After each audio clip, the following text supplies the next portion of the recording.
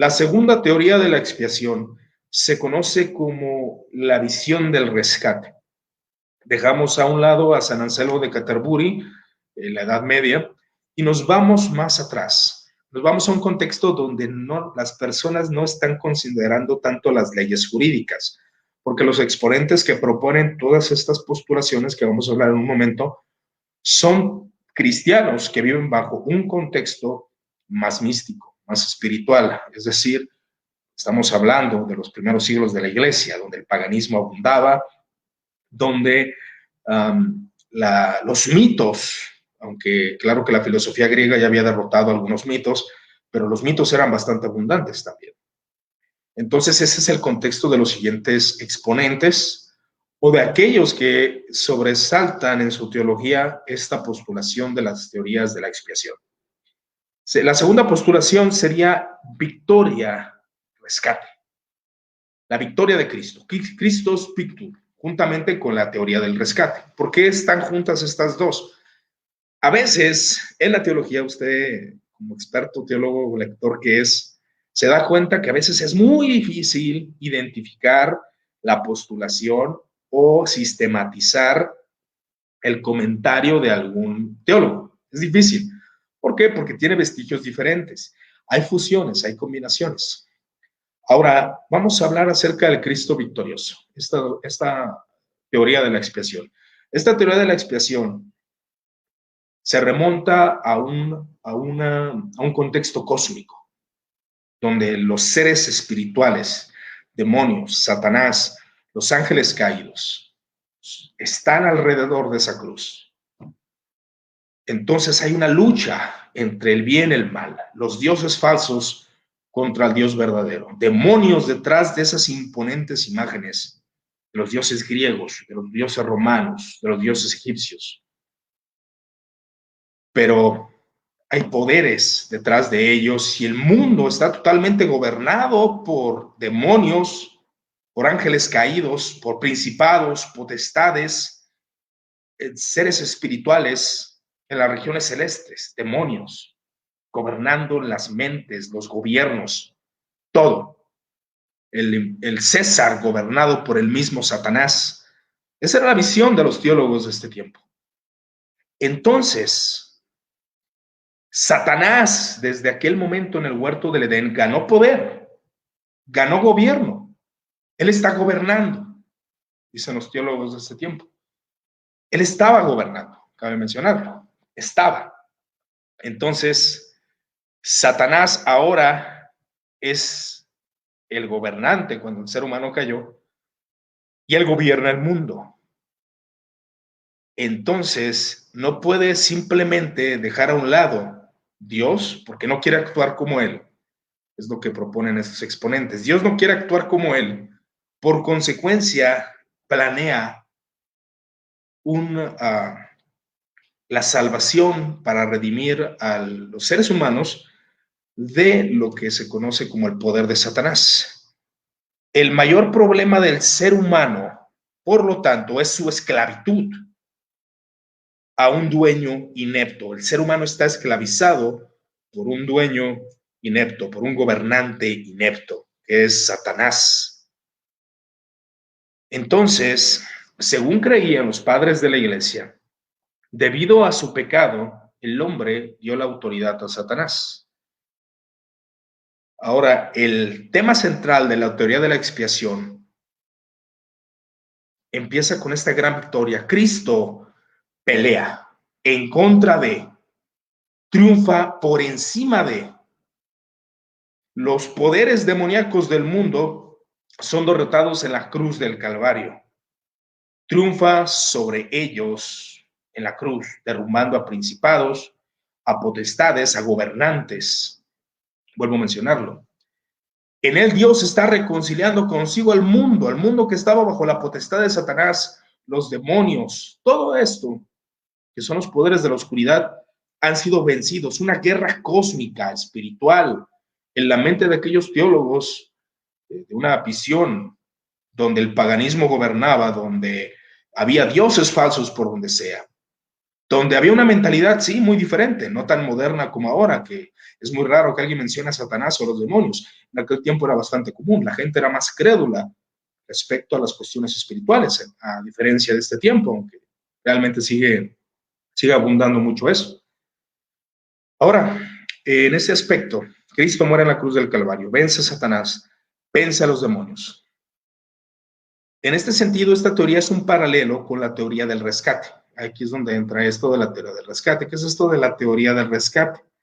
La teoría del rescate es el pago que se da a alguien para redimir a un esclavo, el pago. Pero ¿a quiénes se referían los padres de la iglesia como a quién se le debe de pagar? Ese yo creo que sería el asunto interesante respecto a esto. Algunos creían que se refería a Satanás, es decir, que se paga a Satanás. El pago es a Satanás.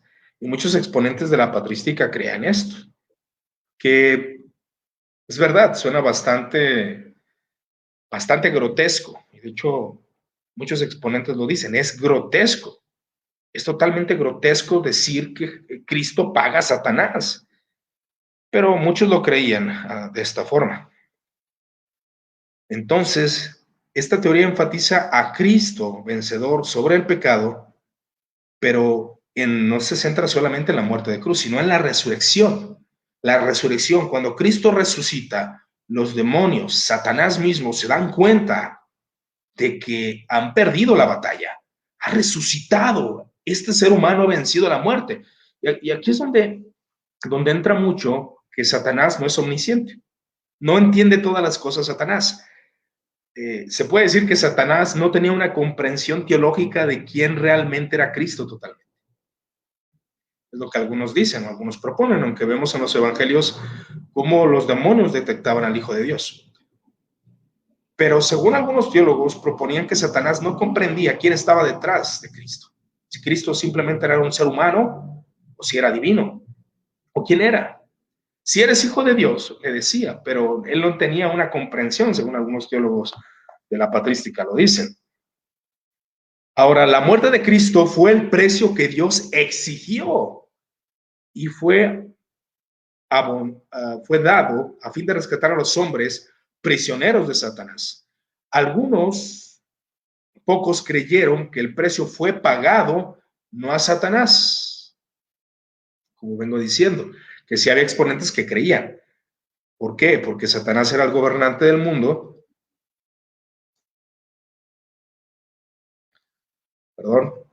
Porque Satanás era el gobernante del mundo y Cristo debía de pagar por esos creyentes, es lo que proponen ellos. Ahora, esta teoría de la expiación, siendo honesto, yo no la creo, pero estoy exponiendo lo que estos hombres creían referente a eso. Ahora, por ejemplo, Gregorio de Niza, él insistió en el concepto de rescate como una metáfora notable entre la relación con él mismo. Por medio de la caída, la humanidad pasó a estar en poder de y bajo el poder del diablo. Dios tenía que tratar justamente con el diablo para poder emancipar a sus cautivos, a los seres humanos, pensando que Jesús era un obrador de milagros, concebido virginalmente. El diablo decidió presumiblemente que sería convincente aceptar un cambio o un rescate por esos cautivos. Según esta exposición de Gregorio de Niza, era un trato entre Dios y el diablo, ¿no? Pero el diablo no discernió que la divinidad estaba unida a la humanidad de Jesús, que mencionaba anteriormente. O sea, Gregorio de Niza proponía que Satanás no entendía realmente cómo estaba la unión hipostática en Cristo. No lo entendía. Y él pensó, está bien, dame a este justo, dame a este recto, a este que nació virginalmente, milagrosamente por ti, a este hijo de Dios. Él va a morir. Y Satanás creía, según Gregorio de Niza, que iba a morir Cristo en esa cruz. Y no, y ahí, está bien, acepto el pago. Y este ser humano perfecto por los humanos imperfectos. Pero él no entendía el plan de redención. Cristo resucita, se da cuenta que Jesús es Dios mismo, hecho hombre, la segunda persona de la Trinidad, rescata a los seres humanos y lo vence totalmente, pensando que él había ganado. Yo sé que esta postulación yo la he escuchado y de hecho yo la he visto en películas y yo, ¿de dónde sacan eso? Decía yo, Pues sí, es una teoría expuesta por muchos exponentes, en este caso Gregorio de Niza, que creían eso. Ahora, Juan de Damasco, el famoso Juan de Damasco, lo digo famoso por la controversia del concilio ecuménico, del séptimo concilio ecuménico, él creía que el pago no fue a Satanás, sino, por ejemplo, a la muerte. O sea, el pago no fue a Satanás, sino que el pago fue a la muerte. Ahora, igual analizando, no sé si Juan de Damasco veía la muerte como una entidad, pero es muy probable que sí. Vuelvo a mencionar, por el contexto cultural y teológico que tenían estos exponentes. Entonces, la teoría se focaliza no tanto al evento o al hecho de que Cristo cargara con la penalidad de los pecadores. Esta doctrina del Cristo victorioso, vuelvo a mencionar, la de Cristo victorioso es que él vence a Satanás, reconcilia consigo la creación, como dice Colosenses. De hecho, esa postulación yo sí la creo. Cristo victorioso, Cristo muere, reconcilia consigo la creación, vence a principados, vence a demonios, vence a los gobernantes, están abajo de su poder. Ya no están gobernando arriba, ahora están abajo. Y eso es algo que las Sagradas Escrituras sí nos muestran. Ahora, del pago a Satanás, que ya viene siendo la teoría de la expresión del pago, que va unida con esta porque se creía en conjunto, yo no encuentro base bíblica para eso, pero había cristianos que lo creían. Había cristianos que lo creían. Ahora, entonces esta postulación del pago y del Cristo victorioso no propone que Cristo fue castigado bajo la ira de Dios, no lo propone. De hecho, esto lo creen muchas iglesias orientales. Muchas iglesias orientales creen este aspecto de la justificación, perdón, de la teoría de la expiación, que no fue bajo la ira de Dios, sino que fue para vencer por medio de esa cruz, de acuerdo al plan de Dios, vencer a los principados, vencer a demonios, vencer a todo poder de las tinieblas por medio de la cruz. Y ahí es donde algunos adjuntan que el pago fue a Satanás para liberarlos. ¿Por qué? Porque era bajo su dominio, bajo el dominio del diablo. Vaya, me parece interesante, aunque vuelvo a insistir, la parte del pago al diablo, pues no es algo que yo lo vea en la escritura, aunque compaginándolo con el Cristo victorioso y con la del pago, parece ser que sí tiene coherencia esas dos doctrinas conforme creían los padres de la iglesia. ¿Ok?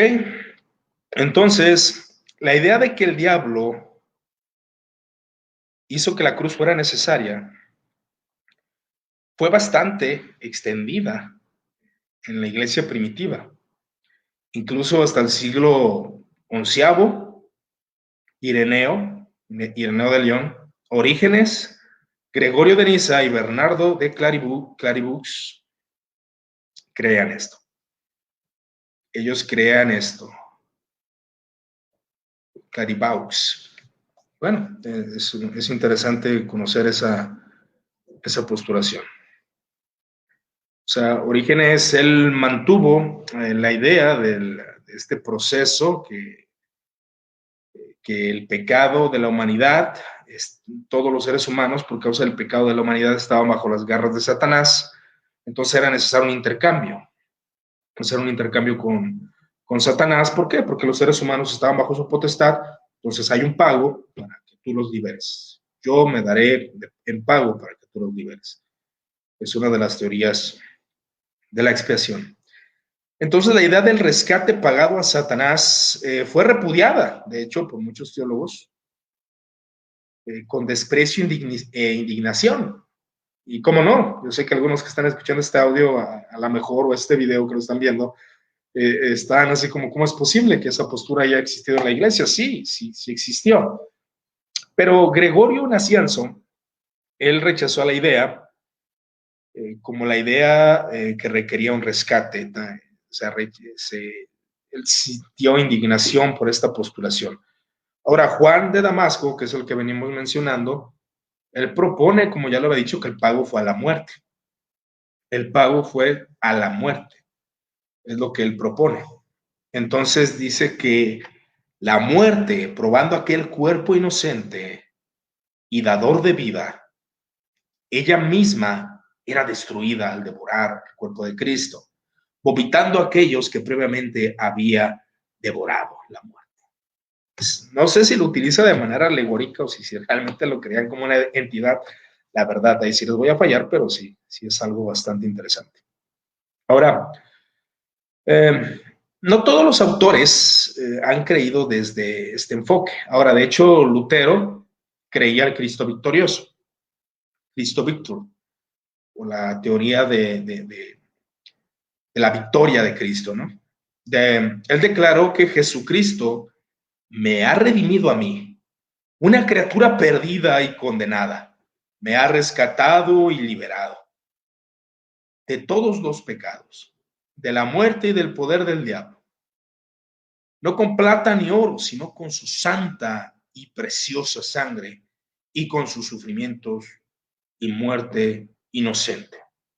Esa es la postulación, de hecho, del Cristo victorioso. Entonces, entre los teólogos contemporáneos hay alguien que la sostiene, llamado Gustav Aulen, quien cree que pese a que las figuras de los padres son crudas, ¿por qué? Por las figuras que acabo de mencionar, el pago a Satanás, la figura de la muerte devorando a Cristo, es aquí donde cree que esta postulación contiene la verdad de que en Cristo Dios triunfa sobre el pecado, la muerte y el diablo. Y eso sí, es una postura totalmente bíblica. En un drama cósmico que nosotros no podemos ver. Nosotros, o cuando se nos habló de Cristo, tal vez con las películas que vimos de Cristo, nuestra imagen era ver a un hombre padeciendo, a un ser humano. Tal vez hasta alguno de nosotros se preguntaba, ¿Cristo realmente existió? ¿Cristo quién era? ¿Era el Hijo de Dios? ¿Por qué murió en una cruz? Pero esta postulación, al comprender los hechos humanos, de cómo estaba ocurriendo todo, cómo los soldados estaban al lado de la cruz, el Mesías crucificado, diciendo, Dios mío, ¿por qué me has desamparado? Pero en lo invisible, en lo cósmico, había una guerra espiritual. Satanás estaba siendo vencido, los demonios estaban contemplando su derrota. Y Cristo triunfando sobre ellos en la cruz. Esa es una postulación real, conforme lo explica el apóstol Pablo a los colosenses, triunfando sobre ellos en la cruz, derrotándolos, como aquel emperador triunfante que entra con el motín. Así los demonios fueron vencidos y derrotados en la cruz del Calvario. Ahora, ¿qué es lo positivo de esta postura? Bueno, hay muchos aspectos positivos. La representación del cautiverio y el rescate pone a ver la gravedad en la que el ser humano está, en una gravedad espiritual en la cual no puede ser liberado por sus propios medios. Lo negativo de esta postura del rescate es que le atribuye a Satanás algo que la Biblia no le enseña. La Biblia no enseña el pago a Satanás. Un hombre llamado Watson protestó ante la antítesis de Thaddeus Harnack, ve en la teología de Lutero entre la victoria sobre los padres y la sustitución penal. De hecho, aquí es donde se empieza a fusionar muchas postulaciones, como el Cristo victorioso con la sustitución penal. Al mismo tiempo, protesta oponerse a esta postulación los temas de la victoria sobre los poderes y la sustitución penal no son alternativas mutuamente incompatibles. O sea, no, la postura de San Anselmo con la postura de los padres no es incompatible. Es algo que debemos de considerar. Y de hecho ya en nuestros tiempos se hace esa fusión, se hace esa combinación. Pero bueno, esa sería la segunda postulación.